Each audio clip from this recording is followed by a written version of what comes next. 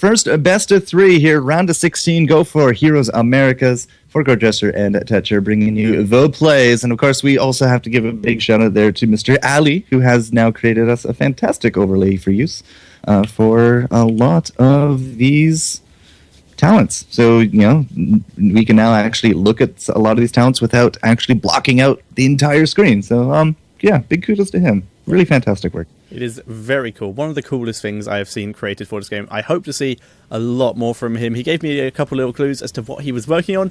I am very excited. But, FourCourt, would you like to introduce us to the blue team? All right, guys, you've seen them.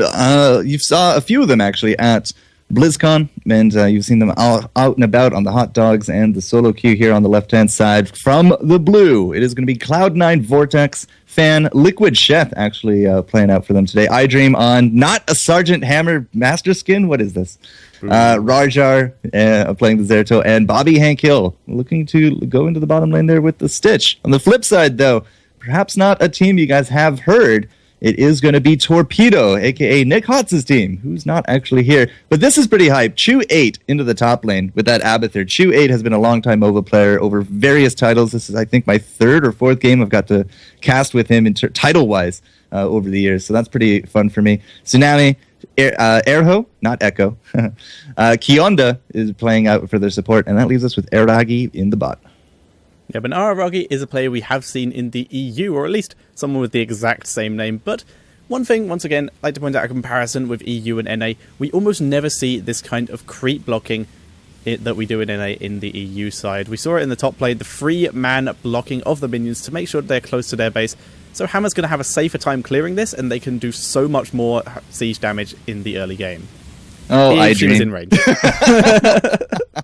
Yeah, a little bit miscalculation there. So they are going to start piling up that damage into the top. You saw Chew8 was actually top. He's now relocated to the bottom. This is not the party lane I expected. I mean, I did expect to see the Sergeant Hammer with the support and possibly, I was going to say with the Stitches, but in this case it's going to be the Vala.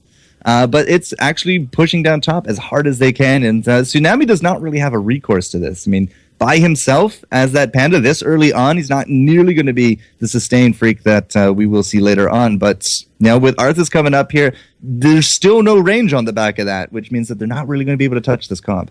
Yeah, and I think the reason they've gone for this particular setup in the top lane is because the enemy team did pick up that Abathur. This means that they're less likely to get really heavily ganked in the early game and take out Sergeant Hammer, which means if you throw your assassin in there, where someone like Valor with multi-shot, for example, you can take down minions so much quicker, and as we can see, being very effective. They've already pushed down both towers and the gate, because, like you said, there's no recourse. Yep, 2 minutes in, they get themselves a gate, and this is a little bit of a weakness of the comp that they're exploiting here from Torpedo as Tsunami finds out that there's a whole bunch of people coming for his face. We do got Chew8 there with the Abathur shield, so he's going to be fine. But this is a big weakness of the comp from Torpedo because they only have Tychus for range. Abathur really doesn't count because he needs to host somebody, and there's nobody really staying alive in range of this comp. So, hey, they got down the top gate, now they're going for mid. Yeah, but in the meantime, we are going to be seeing Torpedo go for their Bruiser camp. It is a lot quicker than we're seeing Cloud9 get it. Abathur has head there as well to help his Locust Ball spawn and tank a bit of that as well. And he's been shielding Arrow this entire time. First Tribute does spawn in the top lane. Araragi is there, but he's a bit low on health. He's going to have to grab that fountain. And Raja is already there to try and contest him. Well, that's going to be the 3rd tower now in the mid there as well. iDream just really laying on that siege damage pretty thick. That's a nice pickup there on their bruisers, but unfortunately, if they don't actually go and contest this tribute, that the bruisers are going to be actually of diminished use. Bottom lanes from both sides did not actually go up to the tribute here as well, and Rajar's going to pick it up. We had 1 grenade from Araragi, and that was it. So you can tell we're struggling a little bit here on the Torpedo side. Yep, Torpedo trying desperately to get some kind of foothold, but currently all of their lanes except mid are pushed, and the only reason mid is not pushed is because of that Bruiser camp they took earlier, which is dying very quickly because Valor and Sergeant Hammer sort of just clears everything in seconds, and now they're once again moving in. The mule's been dropped, but that's not going to help. This tower will go down as well. The siege damage will eventually kill the mule. The splash damage will eventually kill that mule, and there it goes. I think Liquid Chef also had an eye on it as well. Was able to moonfire it down. There goes Midgate. And again, like, we're not really seeing any kind of big resistance coming up from Torpedo because this early game just does not really have an answer to the ranged comp of this rotation. Now, speaking of the rotation, Bobby Hank Hill is going to be heading up to that mid to soak as we're now looking at this bottom gate scenario. I'm loving this strategy. Like we said earlier, because Abathur's here, they're less likely to get really dangerously ganked, so they're just running from one lane to another and just taking out everything, getting such a huge XP lead. And that experience lead is starting to actually show. It's almost, it's about half a level right now. It's almost half a level with 0 kills. Yeah. This is just from killing towers. Oh, Rajar's about to fix that. Yeah, there goes the Tychus. Was not able to actually deal with the Zeratul face check in that scenario. So that is actually really going to now change the scales of things in the top lane as Arrow gets hooked in this bottom. You got Chew 8 on top of him, but the hit points of Bobby Hank Hill are really not going down. But we have said this time and again, Arthas basically immortal at this point, so he walks away. Yep, and he's not even got his ult yet. He's still going to be able to survive pretty much anything that goes his way. Stitches, though, going to attempt to do a bit of damage, but Chen is there as well. It's unlikely that we will see Arrow go down. In the meantime, in the bot lane, everything dies. Yeah, meanwhile, bot lane, yeah. 3 gates down at the 5.5 minute mark. They didn't camp out for the forts, although now that we are level 10, you can see we got Putrid Bile, Void Prison, Strafe, Tranquility, and Nate Bomb Strike. So the Tranquility is going to be a bit more of a Healy kind of Malfurion to try to keep the life. And that's actually a really good idea, I want to say, because you're going to need that extra healing against this bigger, beefier comp, especially with double Odins to back it up. But yeah. We're now 11, Mr. Tetcher. There we go. We finally got the ults here for Torpedo. But, what can they do at this point? There's not really much they can do. And I'm just going to increase a bit on the mentioning of Tranquility that you did earlier. I am a huge fan of this because, like you said, it's to heal their comp because the double Odin is going to be a problem, but it's a sustained damage comp and it's a staying alive comp. They literally outlive their opponents with Arthas, Tychus, Chen and all that. With Malfurion, they're going to attempt to out-sustain. They're not going to. They're not going to be able to kill anyone on the side of C9 here.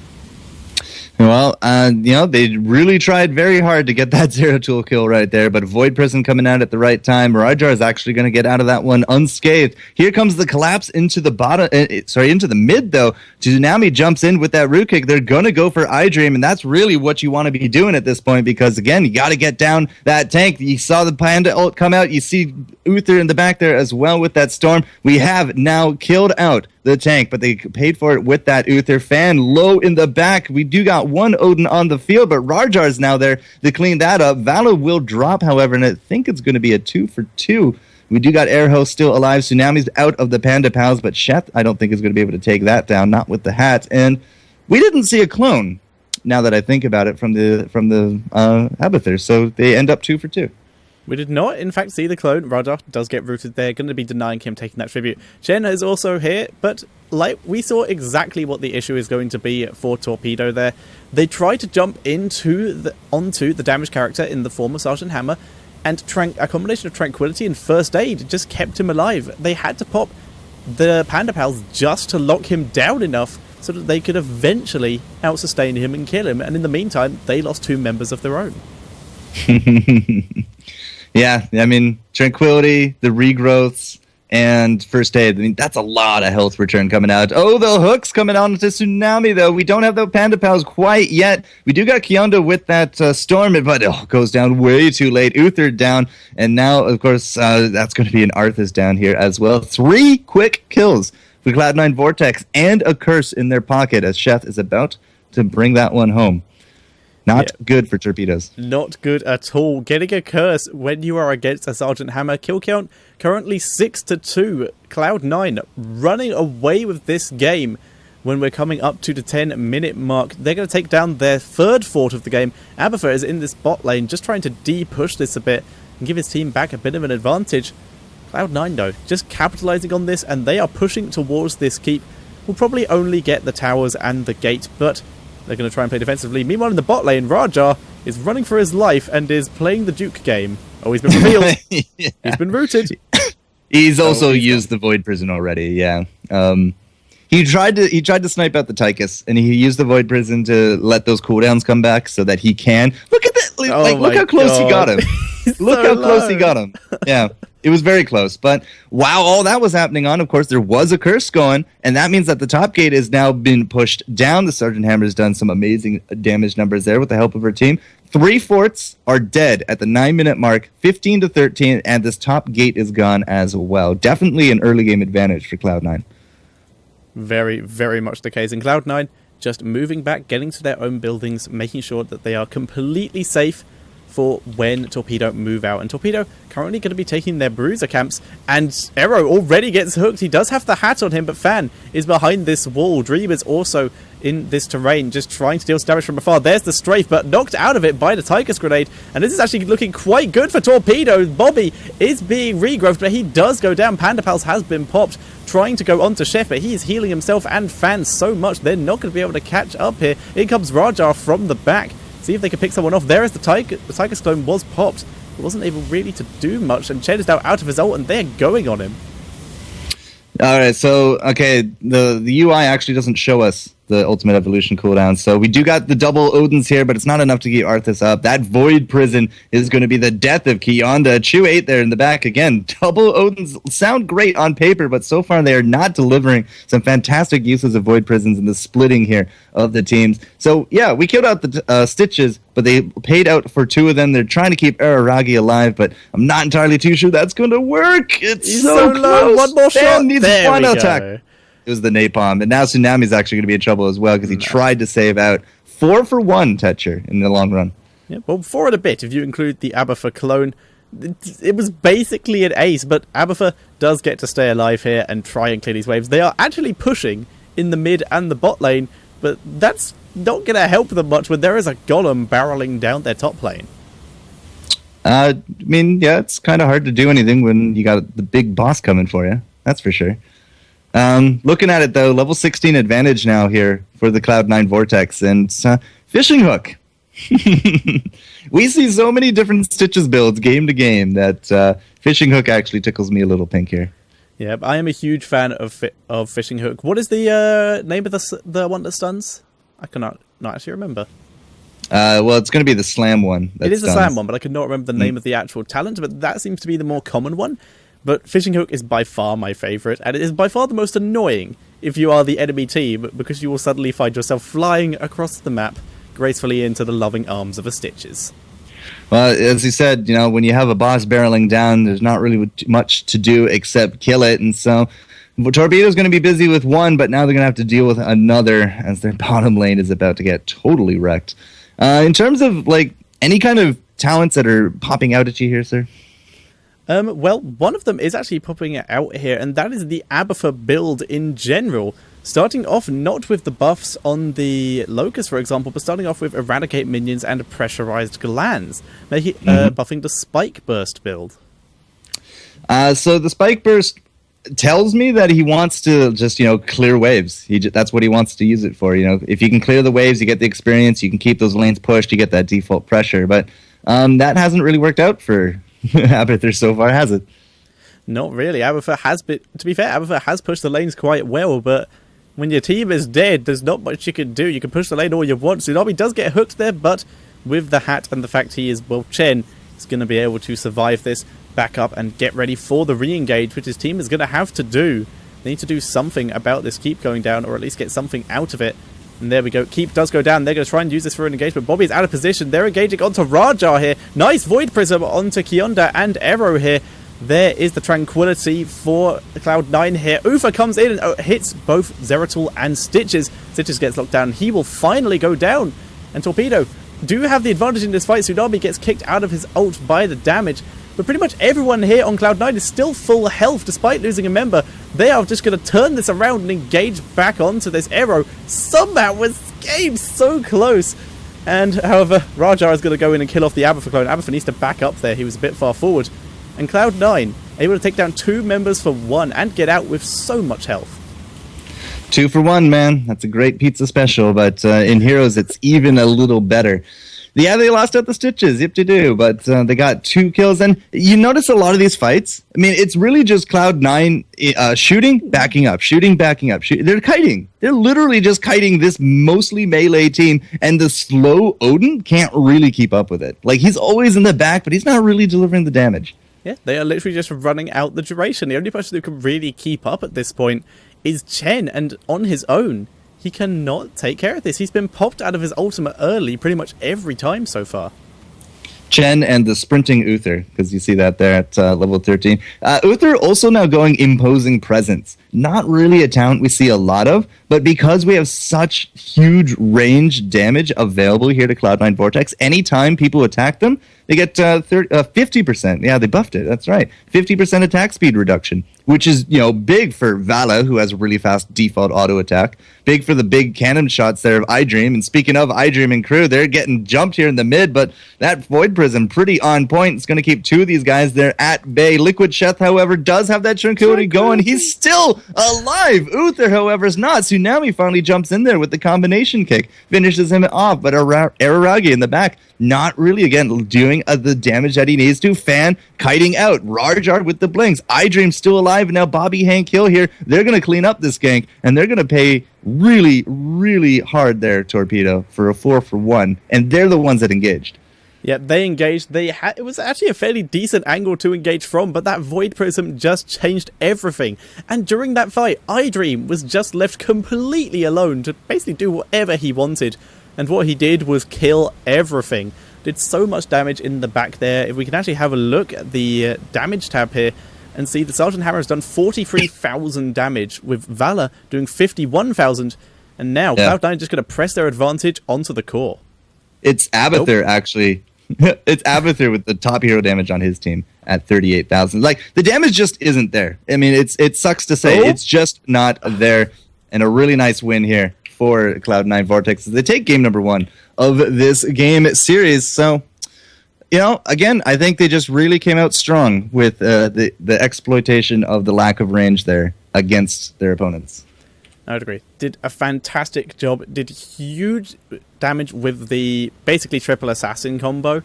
And like you said, the kiting from the side of Cloud9 was just spectacular. We had a great engage comp from Torpedo that they just were never able to land properly. True. Has begun. Mr. Tetcher, I'm excited to get this going.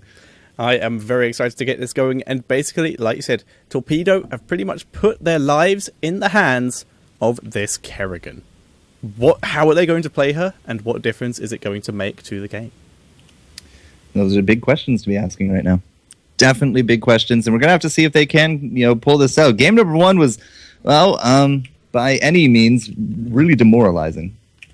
So, you got to really keep it together. You got to say that, yes, we can do this. We can bring this back. And Dragon Shard, it's not all about the first Dragon, but it's going to be some of those team fights later on that are really going to determine the flow of this game. This is true. So, Mr. FourCourtJester, would you like to introduce our blue team? Well, I gave you the option, but, here on the NA side of things, I guess I just know them a little bit better. But Cloud9 Vortex is your blue team. Fan Rarjar, Bobby Hank Hill, iDream, and Liquid Chef on the Cloud9 team. All right, Chef, I see how it is. But on the flip side, Torpedo, these guys are fighting for their lives. They don't have Nick Hots today. They got Kionda there subbing in on that Uther. But Erho, Tsunami, Araragi, and, of course, Chew8. And Chew8 on the Falstad. I actually like Chew8 on Falstad. He's, as I said, I'm a big fan of Chew8. I've been... this is my 4th game title that I've been casting. I'm just going to quickly draw your attention to the mid lane here. This is some week 1 level strats here. The 5-man wait in the bush to see if anyone comes, but no one did. But now here is Kerrigan already catching iDream. iDream's being killed by the overdrive. He goes down for first blood. Ufa also drops a 1-for-1 trade. That was very quick. The 5-man strats in the mid. Now, I don't know how much of Glorious Gaming you've seen, but they actually have a 4-man strat. They'll send somebody into the top lane. You can see Bobby Hank kill. He's actually going to end up against Chen here. And then they put 4 in the mid. They kill out the creep wave, and then they all gank bottom, kill out the creep wave, and then they all gank mid and kill out the creep wave, and then they'll usually split from there. So I was curious to see if that was actually what was going to happen, but they actually put all 5 mid, and that's going to be a bright wing. Yep. That last auto attack. Good stuff there from Chew8. Is Kionda actually going to go down? No, Uther is just going to walk away. So I was curious to see if Cloud9 was actually going to do that, but they didn't, and now they're actually behind in experience because of those kills. Yeah, and they might have been thinking about it, but it was a bit interrupted by a surprise visit from Kerrigan and Ufa from the bottom lane, completely catching them off guard, but both shrines already going over to Cloud9. Zeratul currently dueling Arthas in the Tychus in the mid lane. Unlikely they're going to be able to grab that Dragon Knight with Tychus being so vigilant, and it's unlikely anyone's going to be able to help due to the 3v3 situation we have going on in the party lane. Yeah, and I'm really happy that party lane is actually now a thing these days. But Kionda is actually going to go right through all of those missiles. He's going to come in here and looking for that control. They will actually stop out that threat of the Dragon Knight. But, that Kerrigan coming in, that Envenom on top of it as well. Liquid Chef, one more auto attack. Chew8 does take it home, but iDream's there with the thrusters. He's going to actually... the pullback! There we go. That was so close, but Zeratul going in for Arrow here. Arrow very, very low with the shields, but Ufa is going to be the one who goes down. A 2-for-1... Was that a 2-for-1? No, that was a 2-for-1 trade. Chef just respawned and teleported back and confused me. But that was a 2-for-1 trade in favor of Cloud9, bringing the XP back up to pretty much even. Now, Araragi is actually going to find Sheth and Rajar on the transition, and you can see, again, the polymorph comes out. You can't overkill it when you're a pig. Or a squirrel, or any other manner of fancy little creatures. But Chew8's actually thinking about coming in behind here on top of iDream. iDream, however, is now setting up shop there with that stealth, and with that siege, not the stealth. A stealth siege tank? Yeah.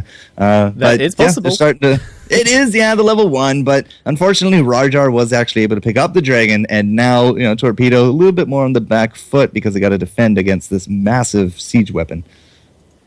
Yep. So right now we're literally seeing just a multi-pronged assault coming out from Cloud9 with the Dragon Knight just wrecking as much of the buildings as possible while playing it quite safe. Has been backing up quite a few times to avoid taking too much damage.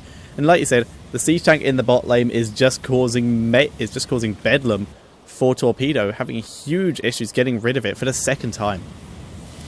Yeah, and they got the entire gate. It's gone. Oh, wow. You can actually select things now with this new casting overlay. Thank you, Ali, again. The mid lane, actually, Rajar didn't do nearly as much as you might have thought. It was actually that bottom lane, the party lane, that did it well. Fan, however, is going to get perma-CC'd almost to death. In comes Falstad, though, going for it. Nope, he turns around and goes for the wrong target. Fan is able to get out alive. Overdrive from Araragi does not land on the intended target, and no deaths from either team there. Yeah, I saw the fly-in as Chew might be able to actually take this kill. It's a good rotate, but now they got nobody actually mid. And because that entire gate and the mid tower is actually down, Experience lead has now gone back to Cloud9 Vortex. Yep, Chew8 does get back in time, though, to be able to clear this entire minion. Does not lose any, so he's going to be able to get back most of that XP. But, like you said, Cloud9 still have a huge lead in terms of XP. Now, taking a quick look here, we do got the bruisers now being picked up here by Torpedo. I don't think there's really anything that Cloud9 can do about it, but that's just going to be, a momentary kind of thing here in the bottom. And Arthas will be able to clean it up, very easily. If Zeratul does come down there as well with the cleave, should be good to go. iDream, Sheth, and Fan, however, are getting their own bruisers, and that's actually going to be putting some good pressure on top of Tsunami, who hasn't really left the top. He's been very vigilantly soaking into this top lane. Yeah, been soaking and doing the counter push because Arthas has actually did a very good job of pushing that lane up, but Arthas is now needed elsewhere, is in the bottom lane, dealing with these bruises and trying to catch out people like Kerrigan, who venture a bit too far, but with Uther there, Kerrigan is just healed straight back up to full. Uther is a good bro like that, Doesn't matter if you're the Queen of Blades or the Lich King himself. He will heal you, and that was actually a really nice CC combo there on top of Bobby Hank kill, but now we have to deal with level 10. Cloud9 Vortex do get their ults, and nothing really out of the ordinary. Emerald Wind coming out, though, for Liquid Chef on the Bright Wing, so it's a bit more of a battle wing that's not going to be the Blink heal. I noticed Blink heal is the thing to get in Europe, though. Yeah, you never see Emerald Wind. There were so many situations yesterday where it could have been taken and would have probably, to be fair, been the right choice. But was just people decided, no, that's not what we want. But right now there's a fight in the top lane. Arrow is actually being dropped very low. Liquid Chef keeping himself alive with that Emerald Wind. The Panda is trying to get on him. There's the overdrive. It's going to be the Hammerang that takes him down, though. iDream trying to get some more damage, but Araragi does transform and will be able to turn around and try and get some more damage done. We're not going to see any more deaths. That is a 1-for-1 trade. both the Envenom characters... Oh, sorry, no, Brightwing didn't take Envenom, took the Protective Shield. But we did see Brightwing and Kerrigan go down. Kerrigan is now up and is coming to rejoin the fray. Arthur's just off doing his own thing. Oh, Chewie, that's not going to be a Divine Storm. Kianda got Divine Shield and used it right there on top of Chew. Kept him up. We see this every now and then, but it's going to be very reliant on Kerrigan here to get those Wombo combos. It's not going to be Divine Storms into Shock and Oz. It's going to be those Primal Grasps, and we saw it right there. But it fortunately was not able to take home a kill. What was Arthas doing this whole time? He was actually bottom. He picked up some of these Merc camps in the bottom lane, and now that's putting pressure there on top of Torpedoes. So all that fighting in the top didn't really get Torpedo much because they got pressure bottom and they lost their second Dragon Knight now. Yep, Araragi did run down to that bottom lane to try and grab that shrine, but was far too slow, was not able to grab it in time, and like you said, we're seeing the second Dragon Knight for Cloud9. They're going to try and use this to push in and try and maybe get this fort. They do have their entire team here. Sergeant Hammer has just arrived from the fountain, and she is just going to start sieging up and getting the damage done. Needs to be careful though, because there's a lot of people who can jump into her face here. Araragi just wailing on this Dragon Knight, and iDream making the safe decision of just unsieging in this situation when the Dragon Knight was a bit out of position, rather than being caught out away from your Dragon Knight. Yeah, we don't have a lot of those ult timers actually ready to go yet. Now we are down a talent tier here as well, so that's why we're being so hesitant on the engage. It's 4 kills to 4. But Torpedo, without those 13 talents, without those ult timers, they're very hesitant to fight because, it would just probably not go their way. So, yes, Divine Shield for the Uther. How often do you see that in the U side of things? Never. I've not. You don't see it in the matchmaking unless you're playing with someone who hasn't leveled up enough. You just don't see Divine Shield. And I have 2 pieces of logic for this. Logic 1, misclick. Logic 2... maybe Divine Shield Kerrigan, let her jump in Maelstrom and deal her maximum damage. Or it's a saving tool. Yeah, a saving tool is also very possible, but it's still risky. Putting it on the Kerrigan actually sounds like a fantastic idea, because then that will give her a little bit of leeway in terms of, the Beacon Knight from Raja! That's amazing. Anti-Void Prisms. Kerrigan is on him, though. So is Tychus, and he does go down. But that was incredible, and that means that this keep is in serious duress right now. Chue is able to escape and get out alive, but they're not going to be able to be in time to save this keep. Incredible play by Raja there at the cost of his own life, granting his team this keep. Oh, Airho might almost actually take home Bobby Hank Hill, but he does got those ghouls ready to go, and iDream in the back. Yeah, they were able to take down that keep. Halstead just gets down. Yeah, he wasn't he? We got no mana there on top of iDream or Fan, but Tsunami is a great chaser. He's going to jump right here into things. Airho there's the invulnerability shield, but maybe a little bit of a miscommunication because he went the other way with it. That's a shock and awe landing on top of Sheth, and if Tsunami can actually body block him out, it might be a kill on the Brightwing. Aragi's getting off those auto attacks. He saw the protective shield there as well, but Bobby Hank Hill, he's now going to be the guy in the front line, and he's going to be the big target. He is going to drop. Rarjar actually didn't hit anything with that bomb, but as I say that, it looks like he did actually take down the Kerrigan, and now he's first aiding up, is able to take home the Uther on top of it. Araragi, his first aid, not nearly strong enough, and that leaves us with Tsunami, who cannot get that combo kill on top of Fan. It's not level 16 either. So that's a team wipe. That is Torpedo sunk now. That was well done. That was a great fun. But that was an amazing turnaround there from C9. On the retreat, Bobby in the back there was completely behind the rest of his team, but like we said, Arthur's pretty much immortal, but had already used all his healing abilities and was one of the only people picked off. Brightwing did also go down, but just the turnaround. Once Zeratul got there and was able to pick off Kerrigan, Torpedo just had no chance of surviving. And, it was really, really close on killing that Arthas. I feel if they had actually killed the Arthas with the Kerrigan combo, had she actually really committed to it, I think that might have gone completely the other way. But Bobby Hank Hill, he's going to be jumping into the front line here as well. We do got that Dragon Knight on board because, after Torpedo did get that team wipe, they had really no map presence whatsoever. Shrines were up. Rarjar 3 for 3 now on that Dragon Knight, and they're pushing in. No forts now on the table here for Torpedo. And, we don't really have... Yeah, I was going to say we don't actually have the ultimates up, but that's a total lie, isn't it? Yep, ultimates were literally just popped. Arrow getting the two-man stun. There's the shocker door. Down goes Chef. Bobby just gets shrink raid. He is being chased upon. And Kerrigan did engage there with the Divine Shield on her, like we did predict, but saved her Maelstrom for after it was finished, just to make sure she gets the finishing blow. But now the turnaround is coming from C9. They're trying to catch people out, like Tsunami, but he has backed up. The Dragon Knight, though, still standing tall. Kerrigan looking for her engage opportunity. She wants that fan. She wants fans so much, but Raja comes out of the Dragon Knight and immediately just annihilates Kerrigan. The ragdoll physics were great right there. Nice Void Prison there to set up there on top of Tsunami as well. iDream even takes the time to take down a turret during all that. Tsunami does not have any Panda Pals. Fan comes in with that strafe, and a 4-for-2 exchange by the end of it all. Kionda in the back just could not deal with this front line. Look at how many mines are on the table. So many mines. You can see the level 16 also kick in there with the minefield. It is the same build from the Sergeant Hammer as expected. So catapults, 2 lanes now for Torpedo. They are not looking good to take this game, sir. Yeah, they are having serious trouble. Current kill count 30-9. They're doing pretty decently there, but Cloud9 have just been dominating everywhere they want to on the map.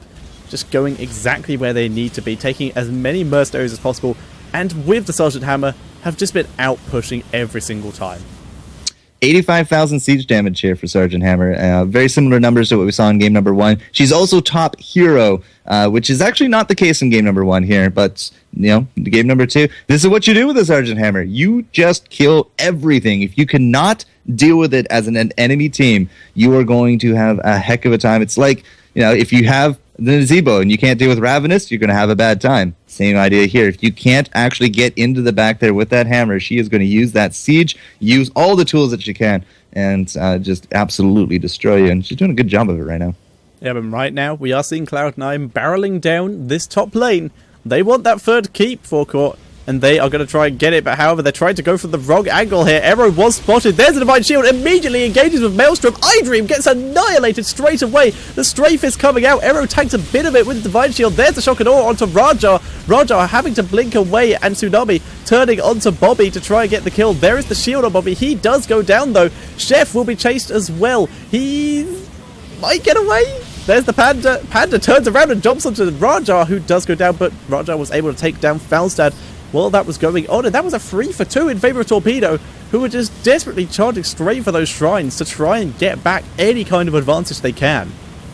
It was a good Void Prison there on top of Araragi. I thought that trying to keep that Odin out as long as possible was definitely the right move, definitely the way to go. Chef, with that speed up, though, from his E, was just really able to keep him alive. But Roger was able to get the good trade at the end of it, so big kudos to him. I mean, yeah, he died, and the trade-off did go in favor of... Oh, well, apparently Shen's now dead. It did go in the favor of Torpedo. But that also, you know, allowed 2 of his teammates to stay alive who have now gotten the revenge kill. The downside is that Torpedo has their first Dragon Knight. So they've actually going to try to get all the easy targets that they can right here. You see Kionda there. He took all the mid towers, and now he's just coming straight top, and he's very likely to take this fort. Cloud9, however, if we have a look at where they are rallied to, don't really seem to care that much. They're just going to rolling out the red carpet into the mid, yeah. They are completely ignoring this Dragon Knight. Dragon Knight has realized this, though, and Kienda, is on his way back to his main base to help defend, because with 2 forts down, 2 keeps down, Cloud9 are looking for their opportunity to end, or at least delay out this Dragon Knight and waste it to remove any kind of advantage that Torpedo may have won back by fan. But the Dragon Knight, 10 seconds remaining. They need to make some kind of use out of it. Need to use it for the engagement here and try and do something. But no, 5, 4, 3, it's just gonna 2, die. 1, and it's gone. Because it's Uthern it as well, we can't actually engage anything here. Well, he can charge into the middle, do the damage with the Dragon Knight, and then ult the second he spawns out of it. Yeah, but they ignore him and go straight for your squishies. I mean, we don't have a Divine Shield, and that's exactly the trigger here. Oh, they put it on top of Airho. He jumps right on in. And I don't think that Chuck and Awe really hit too much. It didn't really hit anything. Kerrigan was just Void Prism, though. There is the Emerald Wind, and Bobby retreating into it to make sure he's not followed, but he's still going to go down. Jen continuing to give chase, though, but he's been polymorphed. He might go down. Raja is just killing everything right now, but he will finally go down as well. Tsunami. It is now... It is now a 4 versus 4, sorry. Only lost Kerrigan and Zeratul.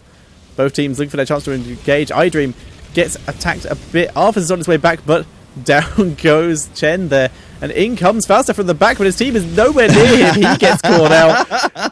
That is the issue. You're in mid-flight, and suddenly your team thinks, yeah, we don't want to do this fight anymore. Guys! Why Bobby would you do Hankill this? reminding you why he is Arthas and he has resurgence.